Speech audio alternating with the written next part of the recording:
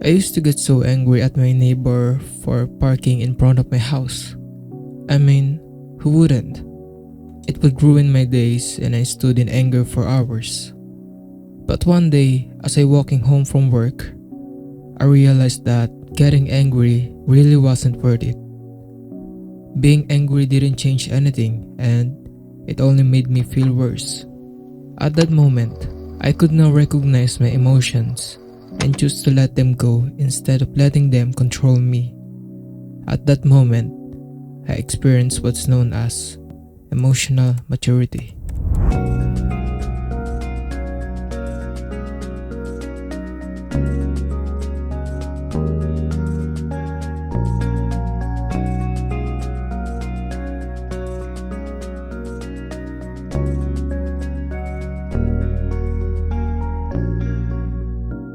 What is emotional maturity? Emotional maturity is the ability to recognize, understand, and manage our emotions in a healthy and productive way. It involves developing self-awareness and being able to regulate our emotions to better respond to challenges and situations in our lives. For example, you just have received negative feedback from your boss about your latest performance. You know you work hard for the past few months and grind every single day to finish every project that they given you. Of course, it's natural to feel frustrated, right? However, if you recognize and manage your emotions and look at the big picture and took a step back by acknowledging the feedback and trying to see what you did wrong to improve your performance, shows your emotional maturity, and by this, enable yourself to respond constructively to the challenge presented to you. Having emotional maturity allows us to have better relationships, cope with the stress and challenges, and make better decisions. When we are emotionally mature, we are able to recognize and acknowledge our emotions without being overwhelmed by them. Now, how can you furthermore develop your emotional maturity? I composed 6 levels of emotional maturity that will help us and guide us through this journey. The first level is awareness. You become aware of your own thoughts and emotions. This level of emotional maturity is typically first experienced in childhood or adolescence. If you lack awareness, you may struggle to manage your emotions and be more prone to impulsive behavior or emotional outbursts.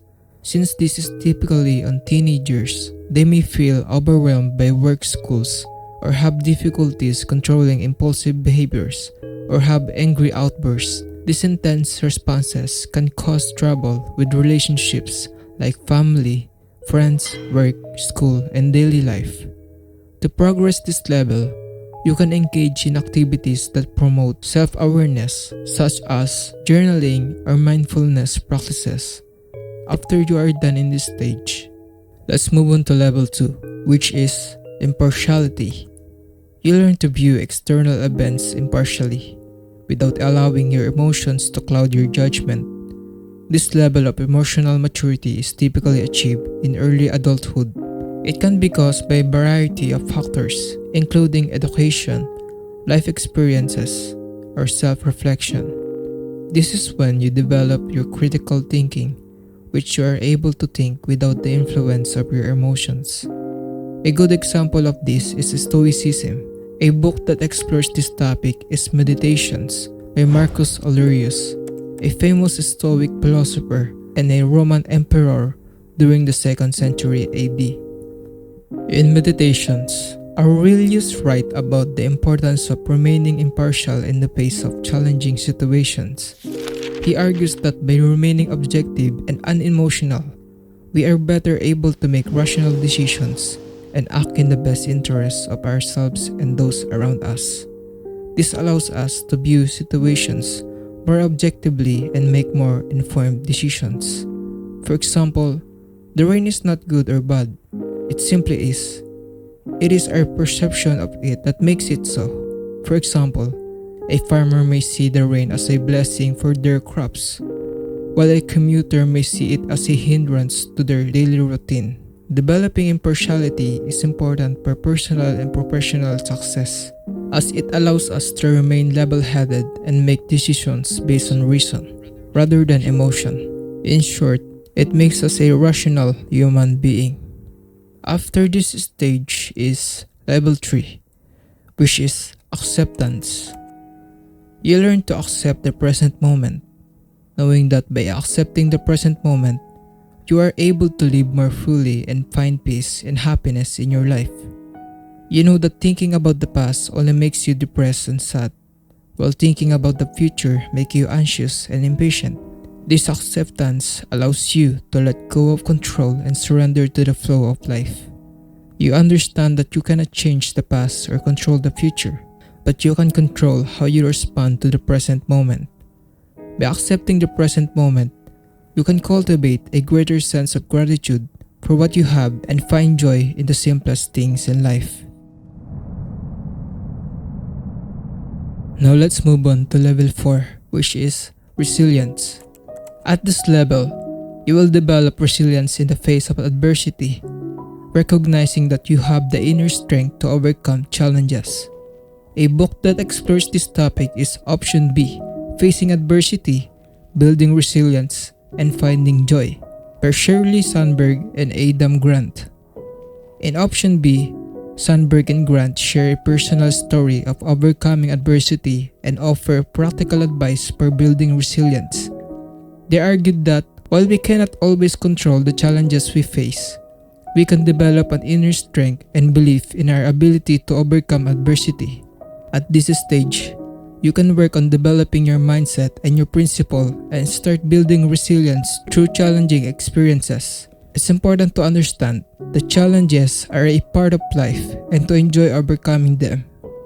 There is a famous saying that fire is the test of gold, adversity of strong men.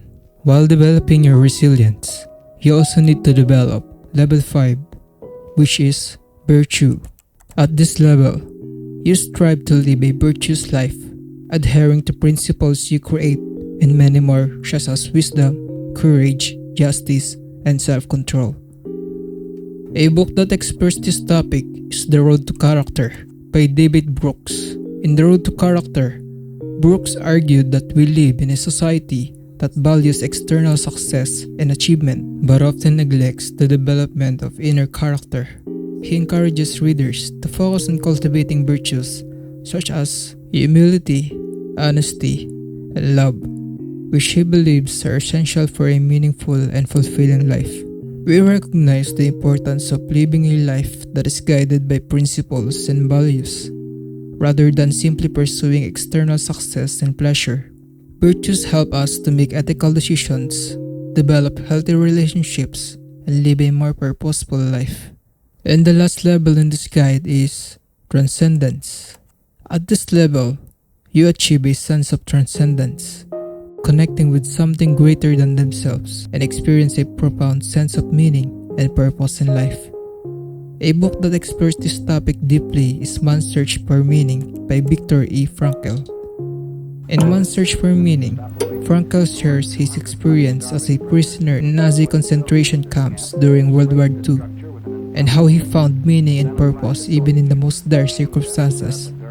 He argues that finding meaning in life is essential for mental and emotional well-being, and that we can find meaning even in the face of adversity. We recognize the importance of finding a sense of purpose and meaning in our lives.